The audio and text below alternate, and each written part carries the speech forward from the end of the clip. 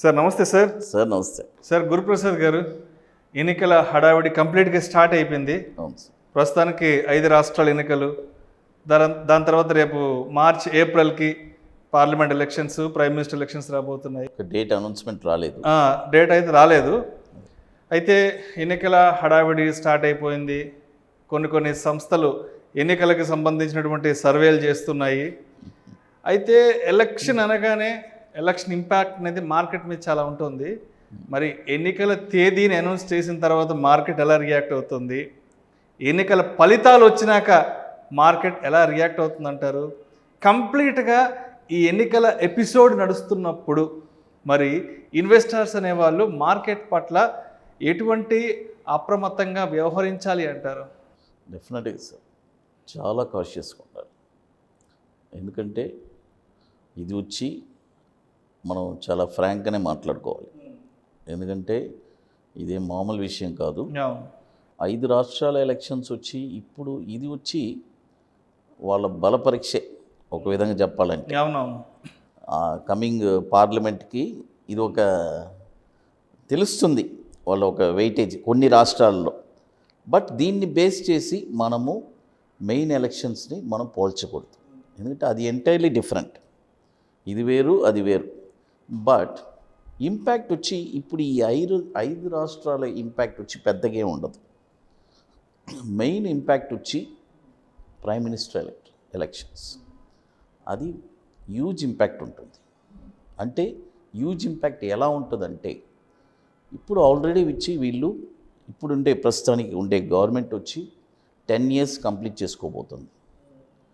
But అయితే ఇప్పుడు ఇక్కడ మనం చాలా జాగ్రత్తగా ఆలోచించాల్సి అవుతుంది.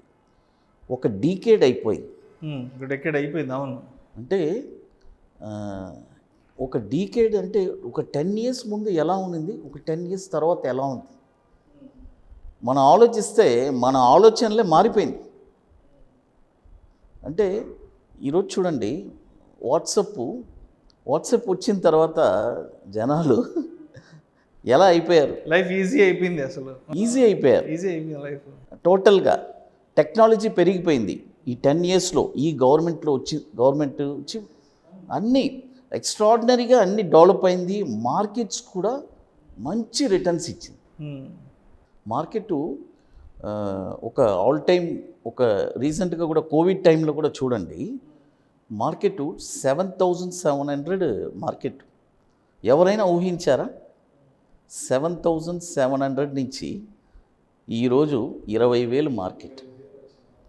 అంటే ఇక్కడ ఎకనామిక్గా ఎంత పొటెన్షియల్ ఉంది. మన మార్కెట్స్ వచ్చి అంత ఎక్సలెంట్ మార్కెట్ ఉండే దాంట్లోనే ఇండియన్ మార్కెట్. ఎందుకంటే ఇది వచ్చి మనది ఎమర్జింగ్ మార్కెట్స్, డెవలపింగ్ కంట్రీ మంది, డెవలపింగ్లో అవుతూనే ఉంది. ఇంకా చూడండి రీసెంట్గా చంద్రయాన్ ప్రపంచ స్థాయికి. కాబట్టి ఇవన్నీ ఒక పక్క ఉంది. బట్ ఇంపాక్ట్ అనేది 100% ఉంది. మనం వచ్చి కాషియస్గా ఉండాలి. ఎవరెవరంతా ప్రాఫిట్ అంటే వాళ్ళు కొన్న షేర్స్ 1కి 5 కూడా అయ్యి ఉంటుంది. కొంతమంది అమ్మకుండా అలాగే పెట్టుకొని ఉంటారు. వాళ్ళందరూ ఏం చేయాలంటే వాళ్ళ పెట్టుబడిని మాత్రం అలా పెట్టేసి ఆ లాభాన్నైనా తీసుకోవాలి. ఎందుకంటే ఈ ఎలక్షన్స్ ఒక 1 month ముందు ఎప్పుడైనా సరే మనము ఎలక్షన్ డేట్ అనౌన్స్ చేసిన తర్వాత నుంచే చాలా జాగ్రత్తగా ఉండాలి. ప్రతిరోజు ఒక న్యూస్ వస్తుంది. ఆ న్యూస్కి ఎక్కడ ఎఫెక్ట్ ఉండదు, ఓన్లీ ఆన్ మార్కెట్. మన పెట్టుబడి అక్కడ ఉంది కదా, మన సంపద అక్కడ ఉంది.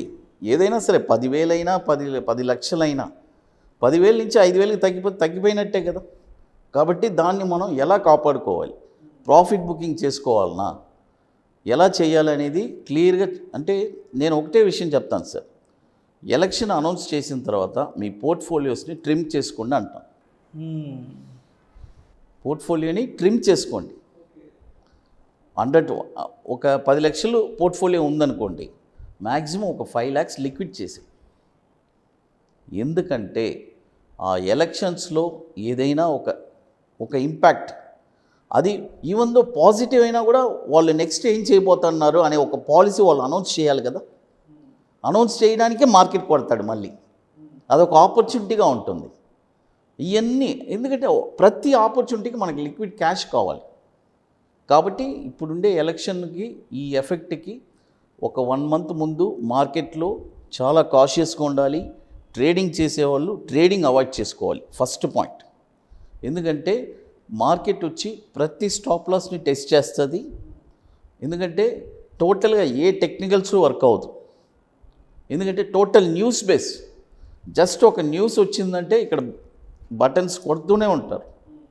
కాబట్టి 1 month election before 1 month, election after 1 month చాలా కాషియస్గా ఉండాలి.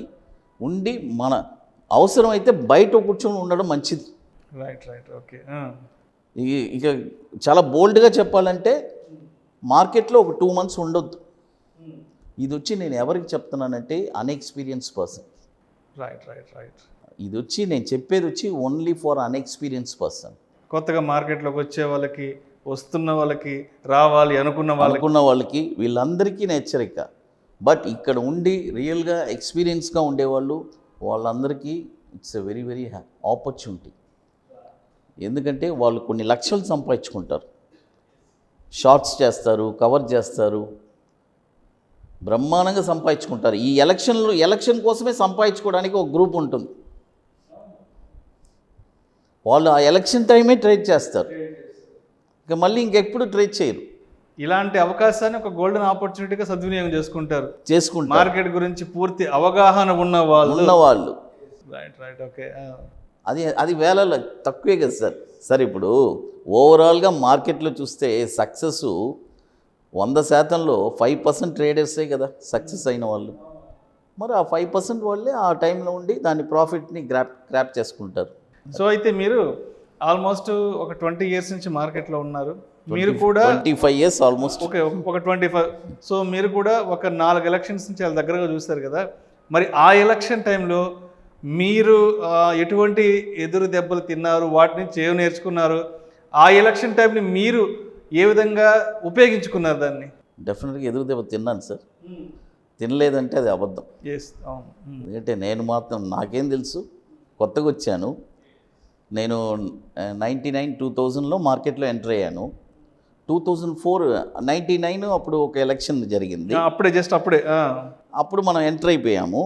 2004లో ఒక ఎలక్షన్ జరిగింది. అసలు మాకేం అర్థం కాలేదు. మార్కెట్ అంతా పడిపోతుంది. నా సంపద మొత్తం దాదాపు 50% అయిపోయింది. అదే కదా అనుభవం. అందుకే నేను ఎస్పెషల్గా ఈ క్వశ్చన్ అడుగుతున్నాను సార్. ఇప్పుడు అలా నాకేమీ జరగలేదు, అసలు నేను ఏం లాసే లేకుండా 25 సంవత్సరాలు నేను ఉన్నానంటే అది అబద్ధం. అది మాత్రం అబద్ధం. మార్కెట్ ఎవరిని వదిలిపెట్టదు, ప్రతి ఒక్కరు. ఇక్కడ ఎంత పెద్ద ఎక్స్పర్ట్ అయినా ఫస్ట్ ఇనీషియల్గా లాసెస్ అన్నీ చూసే దాన్ని సరిదిద్దుకొని ముందుకు నడుస్తారు. అందులో నేను ఒకని. సో 2000కి మీరు అప్పటికి మార్కెట్కి కొత్తగా వచ్చారు, మీరు ఫ్రెషరే మార్కెట్కి. అవును, 100%. 2004 క్రాష్ చూశాను, అయితే 2008 క్రాష్లో స్టడీ అయిపోయాను. ఇది మన ఈ ఆర్థిక సంక్షోభం, లేమన్ బ్రదర్స్ సంక్షోభానికి అప్పటికి 8 సంవత్సరాల అనుభవాన్ని గెలుచుకొని అప్రమత్తంగా ఉండిపోయాను. మళ్ళీ వెంటనే ఎలక్షన్ వచ్చింది 2009లో. అవును, మళ్ళీ ఎమ్మటే ఎలక్షన్స్ వచ్చింది. మళ్ళీ మార్చ్ ఏప్రిల్ ఆ టైం కంతా ఎలక్షన్ వచ్చింది. 2008 P notes crash, participatory notes Chidambaram గారు అనౌన్స్మెంట్ చేశారు, మొత్తం కొట్టేశారు. 2009 ఎలక్షన్స్ వచ్చింది. ఆ తర్వాత 2014లో మనకి ఫ్రెష్ గవర్నమెంట్ వచ్చింది. అక్కడి నుంచే కదా ఒక ట్రెండ్ అనేది చేంజ్ అయింది. అప్పుడు దాకా మార్కెట్స్ వచ్చి అలాగే ఉన్నది. మార్కెట్లో పెద్ద మార్పు ఏం జరగలేదు. మార్కెట్లో మార్పు జరిగింది ఈ 10 సంవత్సరాలు. ఈ 10 సంవత్సరాల్లో ఎన్నో కంపెనీస్ IPOs వచ్చినాయి, ఫారిన్ ఇన్వెస్ట్మెంట్స్ చాలా వచ్చాయి. అంటే ఒక పరిపూర్ణమైన మార్కెట్ను చూడగలిగాం ఈ 10 yearsలో. 100%. ఇంకోటి, ఇప్పుడు వచ్చే యంగ్ జనరేషన్స్కి అప్పుడు ఆ రోజుల్లో అసలు సోషల్ మీడియా లేదు, యూట్యూబ్ ఇంత ఇన్ఫర్మేషన్ లేదు కదా. అసలు ఇలా మనం ఎవరికి అడ్వైస్ చేస్తారు? అవన్నీ బ్లాక్ అండ్ వైట్ రోజులు చెప్పాలంటే. అవును, ఎప్పుడో ఢిల్లీలో ఎవరో పెద్ద అనలిస్ట్ ఉంటారు, వాళ్ళకి కాల్ చేస్తాము, వాళ్ళు వారానికి ఒకసారి అపాయింట్మెంట్ ఇస్తారు. ఇప్పుడు ఈ రోజుల్లో గంటకి మార్కెట్లో మంచి మంచి నిపుణులు ఉన్నారు, అంత ఎక్స్పీరియన్స్ పర్సన్ ఉన్నారు. అవును, అవైలబిలిటీ ఎక్కువైపోయింది ఇప్పుడు. అవైలబిలిటీ ఎక్కువైంది.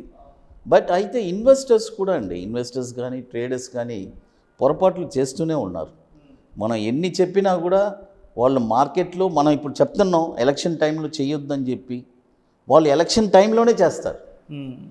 రీటైల్ ఇన్వెస్టర్స్ లాస్ అయ్యేది ఎలక్షన్ టైంలోనే. మనం అవాయిడ్ చేసుకోండి అంటున్నాం, లేదంటే తగ్గించుకోండి అంటున్నాం. ఈ చెవులో విని ఈ చెవులో వదిలేస్తారు. తర్వాత ఫోన్ చేస్తారు, సార్ ఎలక్షన్లో నా డబ్బులన్నీ పోయినాయి సార్ అంటారు. అంతకుముందు తెలుసుకోరు ఏం చేయాలో, ఏం తెలియదు వాళ్ళకి, చేతులు కాలితే కానీ తెలియదు. Thank you so much Guruprasad garu. Thank you sir. ఎన్నికల ఎపిసోడ్ అప్పుడు మార్కెట్ ఎలా రియాక్ట్ అవుతుంది, ఇన్వెస్టర్స్ అనేవాళ్ళు ఎటువంటి జాగ్రత్తలు తీసుకోవాలి, అండ్ మీ ఎక్స్పీరియన్స్లో ఎలక్షన్ ఎపిసోడ్స్ అప్పుడు మీరు ఎటువంటి ఎదురు దెబ్బలు నేర్చుకున్నారు, ఆ ఎదురు దెబ్బల్లోంచి మీరు ఎటువంటి గుణపాఠాలను తెలుసుకున్నారనే అంశం గురించి మన ప్రేక్షకులకు చాలా చక్కగా తెలియజేశారు. Thank you so much sir. Thank you sir. Thanks.